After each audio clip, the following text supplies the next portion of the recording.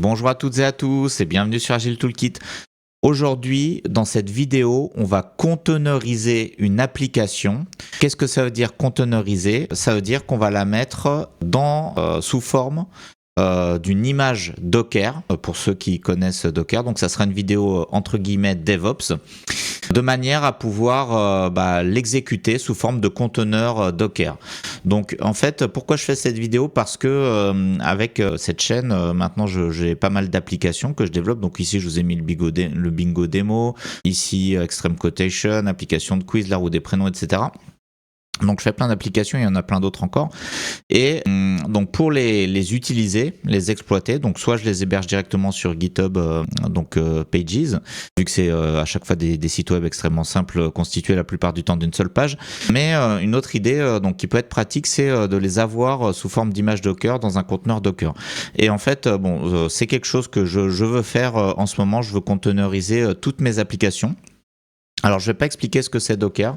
Si vous ne savez pas ce que c'est, je vais même pas vous l'expliquer parce que j'ai rien préparé. Donc cette vidéo est improvisée une fois de plus et ça prendrait trop de temps à expliquer. Mais je vais essayer quand même de vous expliquer un minimum ce qu'on va faire. Alors, je suppose que vous connaissez déjà ce que c'est Docker.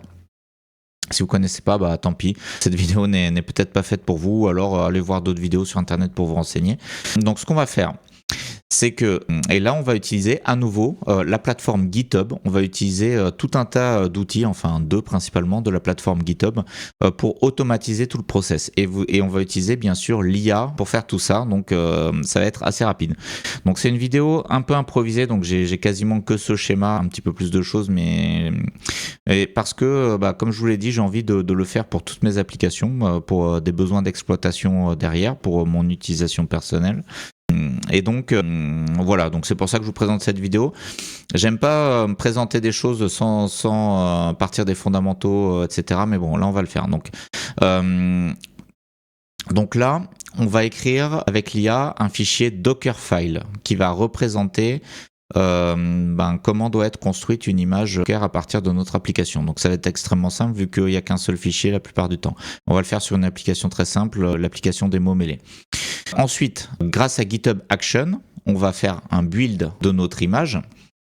Et là aussi grâce à GitHub Action, donc là ça va nous donner une image. Ça c'est le Dockerfile, c'est le fichier, ça c'est l'image. Et c'est grâce à GitHub Action, alors là non plus j'explique pas ce que c'est GitHub Action, désolé, pas le temps et pas prévu. Grâce à GitHub Action, on va déposer notre image dans GHCR, qui veut dire GitHub Container Registry. Qu'est-ce que c'est un registry? C'est un entrepôt, vous voyez ici la petite maison, l'entrepôt, où on va déposer nos images Docker de manière à pouvoir les utiliser par la suite. Donc c'est vraiment un entrepôt, un registry, un registre. Et enfin, la dernière étape, on va vouloir utiliser notre image Docker. Donc là, on va faire un Docker pull et un Docker run. Et bien ça, pour exécuter notre image, on va utiliser Docker Desktop sous Windows. Et on va utiliser une simple commande PowerShell pour lancer l'instanciation de notre conteneur. Et après, on aura un conteneur qu'on pourra utiliser. Donc voilà comment ça va se passer. Donc sachant que j'ai pas répété, mais je l'ai déjà fait une fois il y a au moins un mois ou deux sur la roue des prénoms, mais je me souviens plus trop. Donc dans un premier temps, on va utiliser l'IA pour générer à la fois le Dockerfile. Bon, le Dockerfile, il devrait faire 2 lignes, et vu qu'il n'y a qu'un seul fichier. Et à la fois, on va générer les workflows GitHub Actions qui vont permettre de faire le build de l'image et le dépôt dans GitHub Container Registry. Et donc ça, voilà. Donc là, j'ai mis la vignette d'une vidéo. C'est la vidéo où j'avais fait le vibe coding de l'application des mots mêlés, donc vous pouvez aller la voir. Bon, c'était fait, je sais pas, peut-être en 30 minutes ou 40 minutes, on avait fait une petite application from scratch, un petit jeu d'animation, les mots mêlés. Je vous mettrai bien sûr le lien en description. Et donc ça va être notre application de test, je vais vous la montrer dans un instant. Et ici, vous avez le prompt qui va nous servir à générer les fichiers nécessaires. Alors pourquoi ça veut pas... Voilà, il faut que je clique comme ça. Donc ici, l'application des mots mêlés, elle est ici. Donc c'est extrêmement simple, Donc on l'a faite il y a 2 semaines. Et je l'ai hébergé sur GitHub Pages. Il n'y a même pas de README, donc parce que tout ça a été fait pendant un live. Alors ici, on peut mettre des mots. Par exemple, on va mettre des mots de l'agilité, Scrum, Lean, Safe, Kanban, voilà, on va backlog. Bon, j'ai mis des méthodes agiles et backlog, bon, c'est un peu voilà, bizarre, mais voilà. Donc ça nous fait une petite application mot-mêlé comme ça qu'on peut servir, dont on peut se servir comme un icebreaker dans une réunion agile. Alors, cette application, c'est juste une page web. Là, elle est hébergée sur GitHub Pages, donc c'est l'hébergement de sites statiques fournis, intégrés à la plateforme GitHub.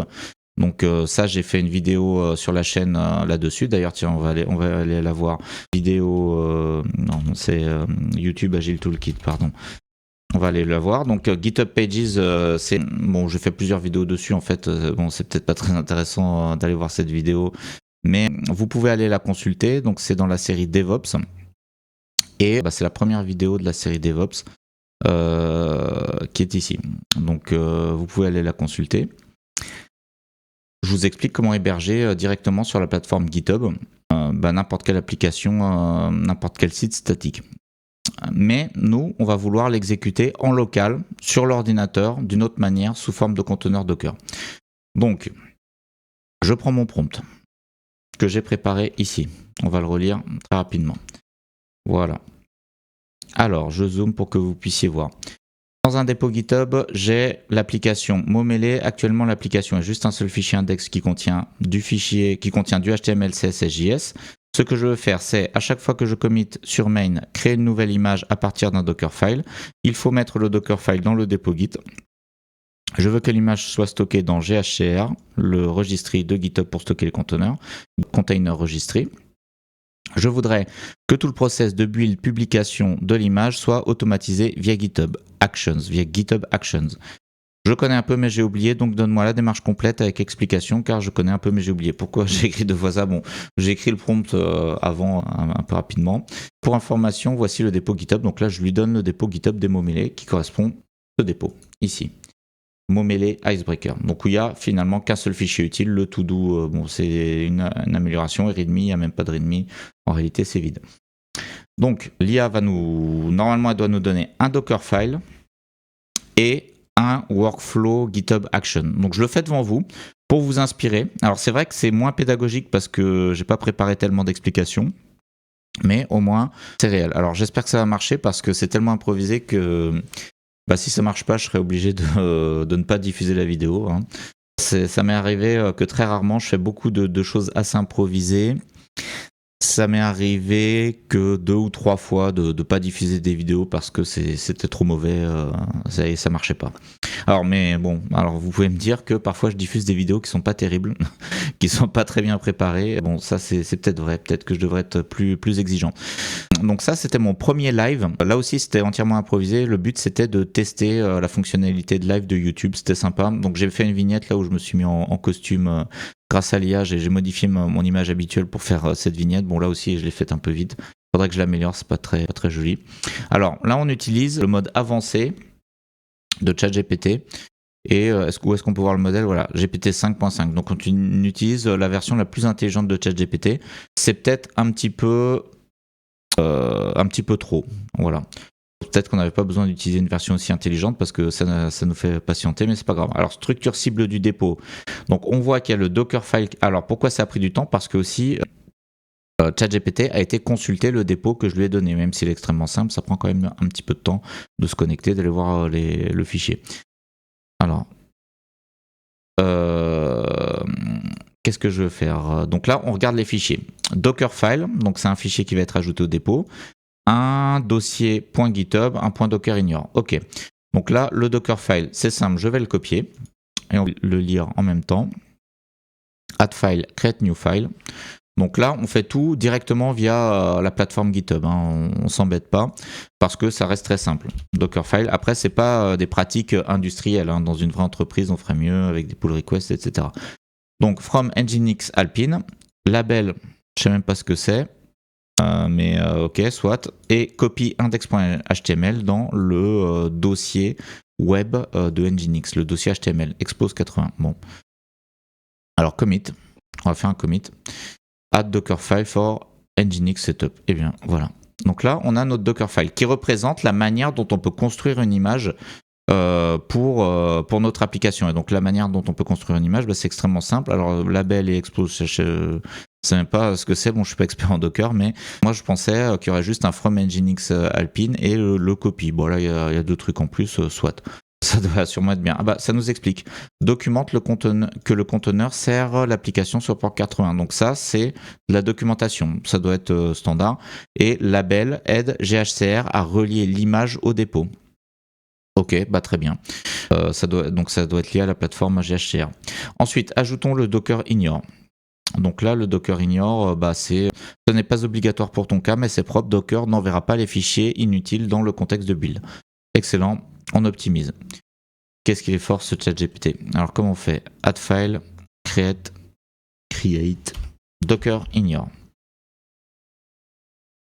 Et je mets ici, voilà, commit changes. J'espère que ça s'écrit bien comme ça, Docker ignore, oui. Hop, Docker ignore, to exclude, ok. Donc ça, c'est la partie facile. Maintenant, la partie plus compliquée, tester l'image en local depuis la racine du dépôt. Alors, est-ce qu'on peut tester l'image? On peut la tester certainement avec un GitHub Codespace. Et il se trouve qu'on en a un parce qu'il y a 2 semaines, donc c'est écrit là, 2 weeks ago, lorsqu'on avait fait notre live Vibe Coding, on l'avait fait directement dans GitHub Codespace. Donc on a un Codespace, on a un environnement de travail, on va dire, qui est ici. Donc on va pouvoir tester. Donc il faut attendre qu'il se charge un tout petit peu. Mais on va pouvoir faire en local pour voir si ça marche déjà, avant même que ça soit dans le GitHub Container Registry. Donc là, vu que je viens de faire 2 commits, il faut faire un git pull, parce que là vous voyez ici que j'ai pas mes fichiers Dockerfile et Docker ignore. Donc git pull. Bon, ça c'est juste du test, c'est superflu, je pense. Je pensais pas le faire, mais on le fait quand même parce que c'est ChatGPT qui nous dit de le faire et il a raison, il est de mon conseil. Et c'est toujours bien de tester. Alors maintenant, on va faire docker build -t momele .local. Ok. Donc là, on va construire notre image en local. Donc, et qu'est-ce que ça veut dire en local? Ça veut dire dans la machine virtuelle de notre GitHub Codespace. Donc j'espère que vous me suivez. Donc apparemment, ça s'est bien passé. Ensuite, on va faire un docker run. Donc ça, c'est ce qu'on fera plus tard sur mon poste Windows ici présent, mon poste de tournage. Mais là, on le fait toujours dans la machine virtuelle du GitHub Codespace. Ouvrir dans un navigateur, ça nous propose de l'ouvrir dans le navigateur.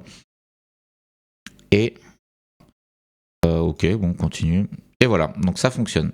Donc dans notre navigateur Opulent Disco, ici vous avez l'URL. Alors, je vais ça comme ça pour que vous puissiez voir un peu mieux.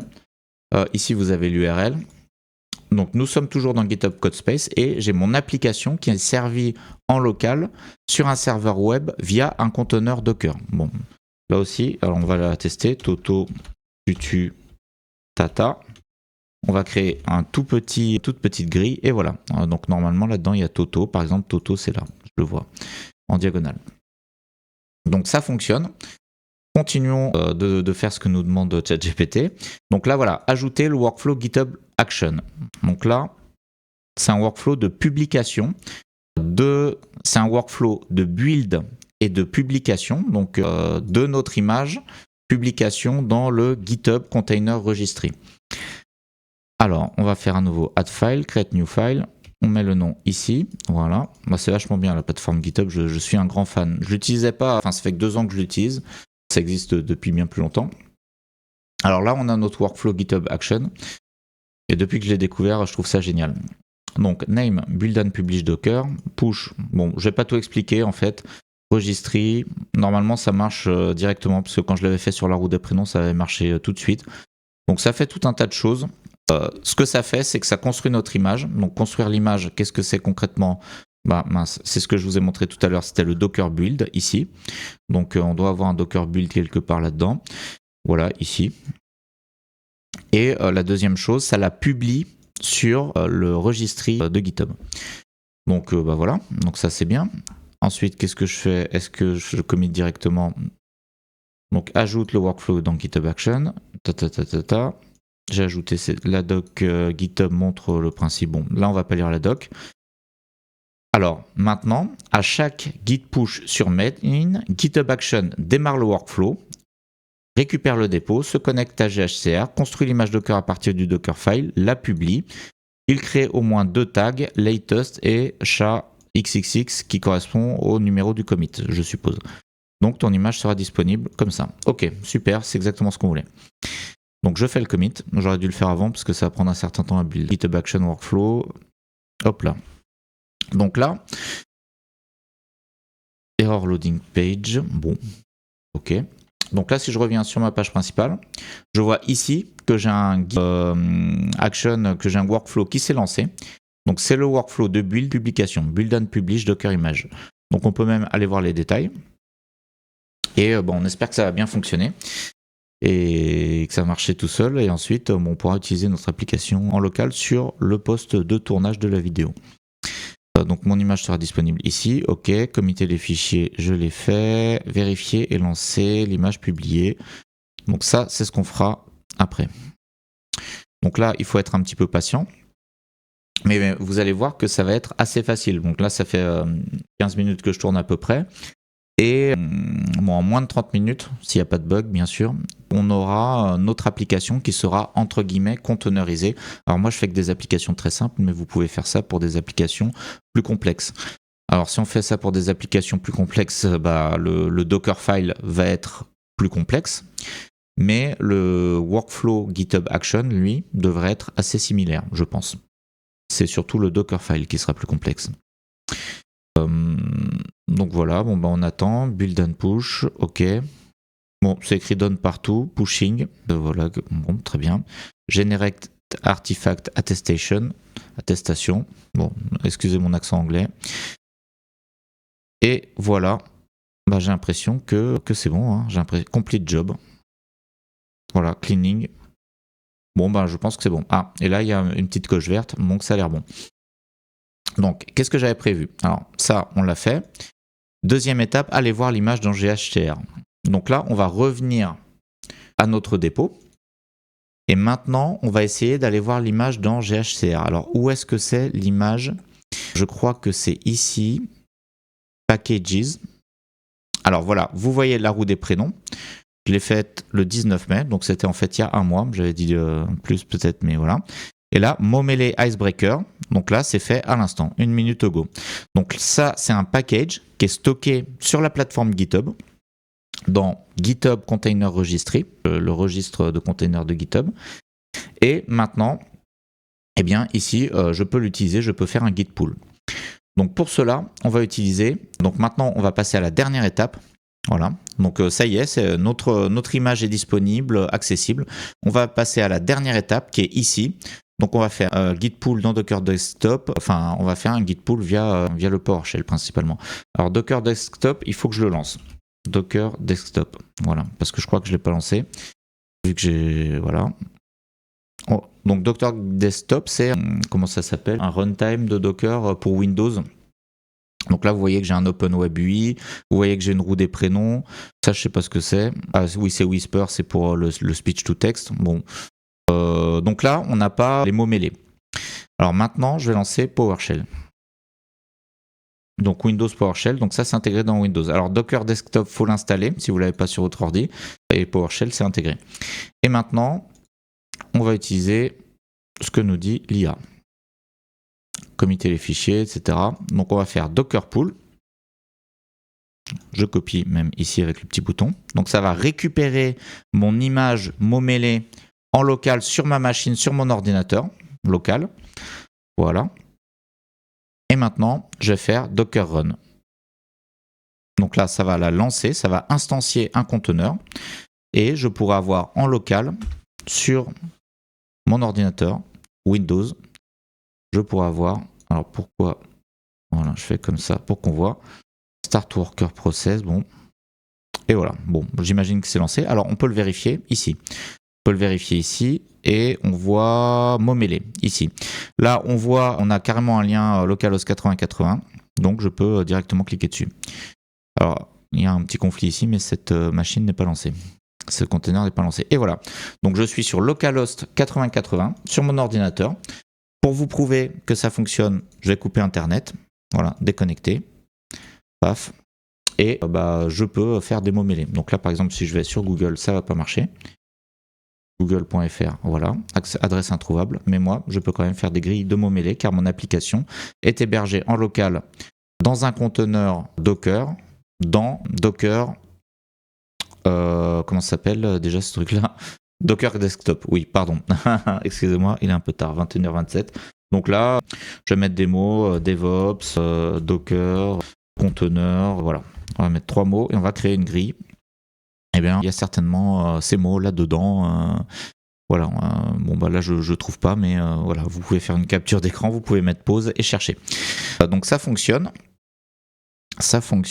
très bien. Alors là, bien sûr, ça marche plus parce que j'ai coupé Internet, donc on va quand même remettre Internet, hop, se connecter, voilà. On va attendre un petit instant.